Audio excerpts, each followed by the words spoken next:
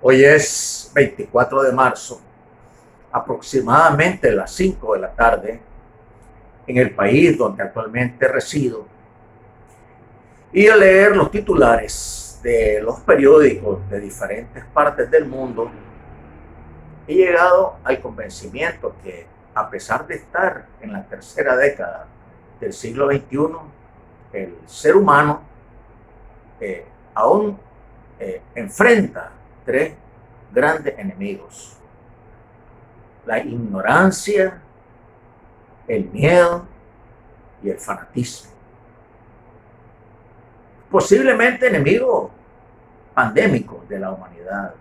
Es decir, enemigos que quizás hemos tenido siempre y que se han extendido geográficamente desde la época de la esclavitud hasta hoy.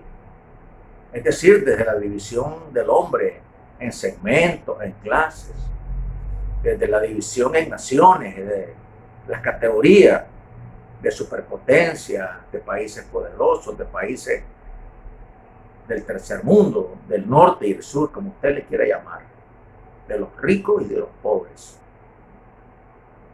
Las castas de la India, la estratificación social existente en casi toda la humanidad. Tres enemigos: la ignorancia. La ignorancia no nos permite ver. Es como la novela de José Saramago, del ensayo sobre la ceguera. La ignorancia nos hace estar ciegos. No nos permite ver lo que tenemos enfrente. Simple y sencillamente es un instrumento de poder. A las personas poderosas, a las corporaciones, a las transnacionales les interesa que exista gente ignorante para que no podamos ver más allá de lo que nuestros sentidos perciben y que esa percepción sea distorsionada. Yo era un candidato para ser uno más de esas personas. Afortunadamente tuve una mamá que me llevó a la escuela, que me entregó un libro en la mano y que me llevó los primeros 13 años de mi vida sin faltar un solo día al aula de clases, con muchísimos sacrificios en medio de circunstancias de extrema pobreza. Pero entiendo y comprendo en este siglo, tras 6 décadas de vida, que la ignorancia, como en tiempos de Dickens, sigue siendo un gran enemigo de la humanidad. Y la ignorancia hace que millones de personas vean lo que está ocurriendo con una percepción distorsionada de la realidad. Es más, no observamos la realidad y nos comportamos como seres biológicos del reino animal, que nacemos, crecemos, reproducimos y morimos. Existe pues un interés en que las personas humildes, las personas pobres, las personas con una piel diferente al estereotipo del poder, no vayamos a la escuela, no estudiemos, no nos eduquemos. Y quizás de ahí he pensado que nace esa persistencia en que no vayamos a la escuela, que nos ponga muchas barreras para no estudiar, para no prepararnos. Incluso pienso que también de ahí nace la educación privada, la educación de calidad, y se nos ha hecho creer que esa educación privada es la mejor.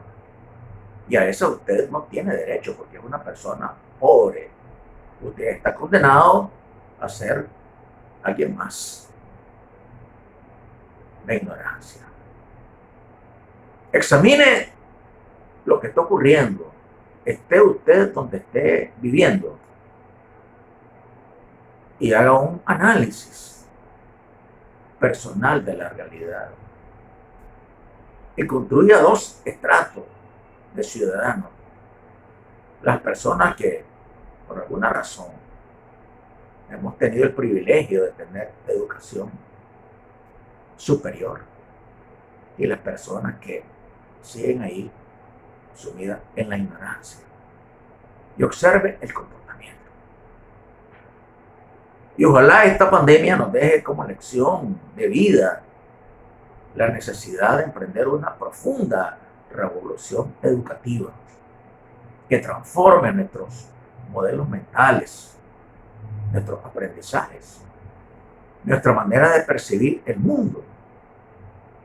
Y ojalá que al terminar esta pandemia, sus hijos también tengan el derecho a la escuela y puedan tener acceso a un libro y puedan abrir sus ojos y puedan hablar con los vivos, con los muertos y con uno mismo a través de ese poderoso instrumento llamado educación.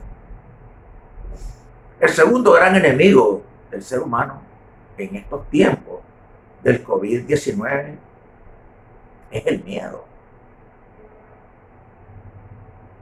En el fondo, ¿qué es lo que está ocurriendo? El temor a morir. Ahora mismo, en este local donde me encuentro, que es mi consultorio, hay bacterias, virus, hongos, diversos agentes infecciosos. Y la última paciente que estuvo aquí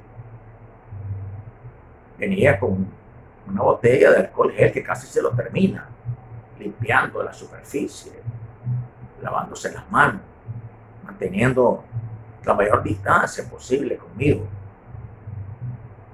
con miedo. Y al salir hoy a la calle, porque salgo todos los días, voy al mercado, voy al centro de salud, voy a caminar un poco por el vecindario, dedico tiempo a mis pacientes en el consultorio, hay un tiempo de familia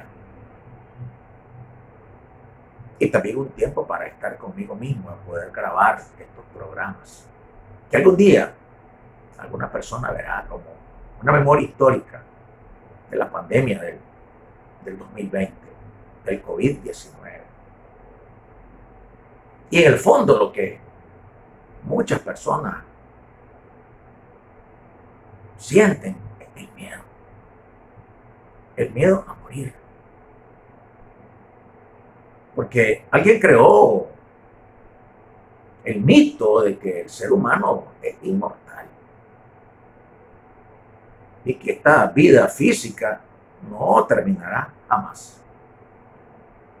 Y la tecnología y la cibernética y la inteligencia artificial y la soberbia humana, sobre todo en este siglo, nos hizo creer que éramos seres inmortales, destinados a estar ante una pantalla inteligente, accediendo a decenas de aplicaciones, disfrutando del hedonismo que nos brinda la sociedad de consumo del siglo XXI, percibiendo todo como algo líquido, volátil, frágil, vulnerable, sin importancia, incluyendo a la familia, las relaciones de pareja, los hijos. Todo tiene poca importancia. Lo que importa soy yo, y sentirme bien, y disfrutar, y pasarla bien, vivir libre, sin límites, sin reglas, sin normas, sin moral. Y de repente surge un pequeño organismo biológico y empieza a afectar a millones de personas. Miles enferman y miles mueren y siguen muriendo. Comenzó en Asia, en Europa, veremos luego dónde se dirige y va a terminar su recorrido por el planeta. Ojalá y aprendamos la lección. El miedo. Yo debo decir, sin vanidad y sin nada de eso, que no tengo miedo a la muerte. Con ella he vivido desde que nací. Nací desnutrido fetal. Fui alimentado con un gotero porque no tenía el reflejo de succión para poder tomar el pecho de mi madre. Mi expediente tiene todas las enfermedades infectocontagiosas prevenibles de la infancia. Y sin embargo, logré sobrevivir 6 décadas. Vi una guerra terrible que solo en este pequeño país dejó más de 50,000 muertos. Muchos de mis amigos de infancia, de colegio, de universidad, pues ahí están, ahí quedaron a sus 16, 21 años. Cada día lo considero un milagro. Debí haber muerto al nacer, en los primeros meses de vida. Sin embargo, estoy aquí. Y no es por una casualidad, tengo un profundo convencimiento que existe un poder superior que me mantiene vivo con un propósito. Quizás en mi ignorancia sea el propósito de servir desde mi profesión, la medicina, la salud mental. O quizás de cuidar de mi familia y dejar un testimonio de todo lo que no hay que hacer como un padre o como un esposo, porque he cometido muchos errores. Pero el miedo nos paraliza. El miedo nos hace hacer compras de pánico, acaparar, cuidarnos los unos a los otros. Y desaparecieron los abrazos y los besos y los saludos. Y nos mantenemos a una distancia social recomendada por los técnicos de algunos países. Incluso hasta los templos han cerrado en algunas creencias, en alguna fe, sus puertas. Se han cerrado todo. Nos invitan a permanecer en los hogares, en las casas. Cuando ciertamente el hogar y la casa podría ser el lugar más peligroso para usted. Solo pongo de ejemplo los accidentes. Los accidentes más frecuentes ocurren en el hogar. Solo pongo, por ejemplo, el abuso sexual. El abuso sexual ocurre en el hogar, o muy cerca de su hogar, por personas de su confianza. Solo pongo de ejemplo las heridas causadas en los adultos por las figuras parentales, por las familias. ¿Y qué decir de los hogares de América Latina, en los países más pobres? Lugares hacinados, contaminados, reservorios de vectores, lugares sumamente peligrosos. No estamos hablando de estar aislado en Holanda, en Finlandia, en Suecia, en Canadá. Estamos hablando de estar confinado en esa casa del tercer mundo, en esa favela, en esa casa a la orilla del cauce, sin ninguna condición higiénico-sanitaria. Como médico, creo que es el lugar más peligroso para permanecer. El miedo. Y, tristemente, el fanatismo. Los grandes intereses políticos e ideológicos han surgido con gran fuerza en esta pandemia. Y es como un eslogan político el tomar una u otra medida. Los de un grupo promueven una cosa, los de otro grupo promueven otra. En el fondo, sin discernimiento, sin evidencia,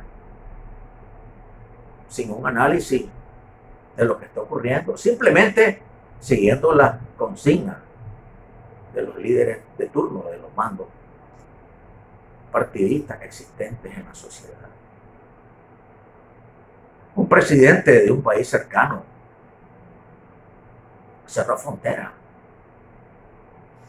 sin tener un solo caso.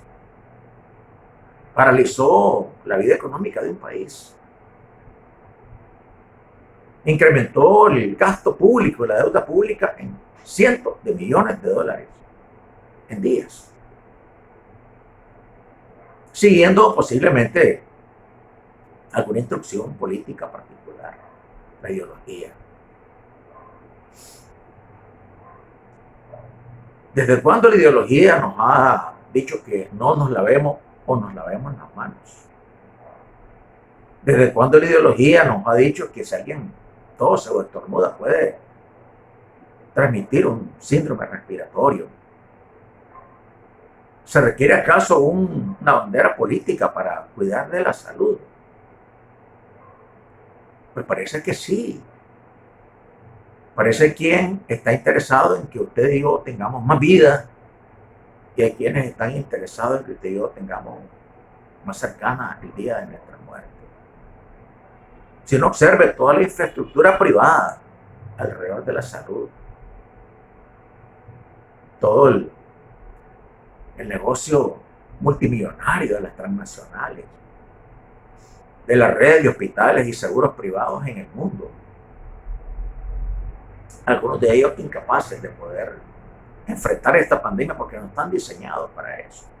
Están diseñados para hacer dinero, para hacer pequeños hoteles, hospitales, para aumentar su plusvalía y sus ganancias económicas. No están diseñados para enfrentar pandemias. Para eso requerimos sistemas nacionales de salud.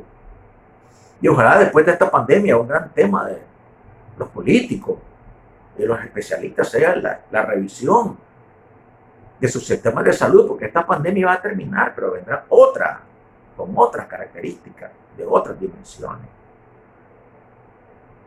Así que yo le invito a usted hoy, como un ciudadano más de este planeta, a tomar nota de estos 3 enemigos y 3 lecciones a aprender.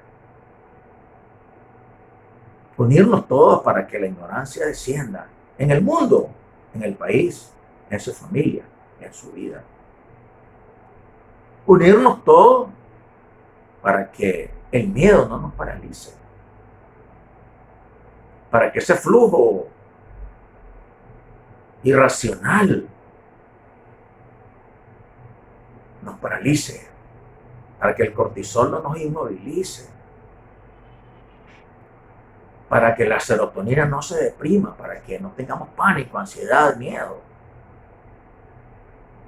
y que podamos recurrir a una dosis mínima de espiritualidad, de saber que existe un poder superior que nos acompaña en vida y en el tránsito hacia la vida eterna, en el cual yo sigo creyendo, exista o no exista, que es mi paradigma, mi modelo mental, mi fe. Y que el fanatismo político y la ideología no le lleve a repetir consignas o a postear cosas en las cuales usted ni siquiera ha reflexionado bien. Recuerde, para terminar, que su vida es valiosa, muy valiosa. Y que si usted tiene una familia, es un regalo. Así que cuide su vida, cuide de su familia.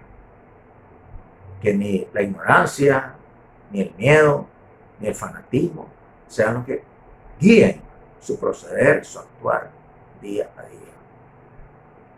Gracias por estar en este su canal, Dr. Montiel. Que Dios lo bendiga. Nos vemos en el próximo programa. Shalom.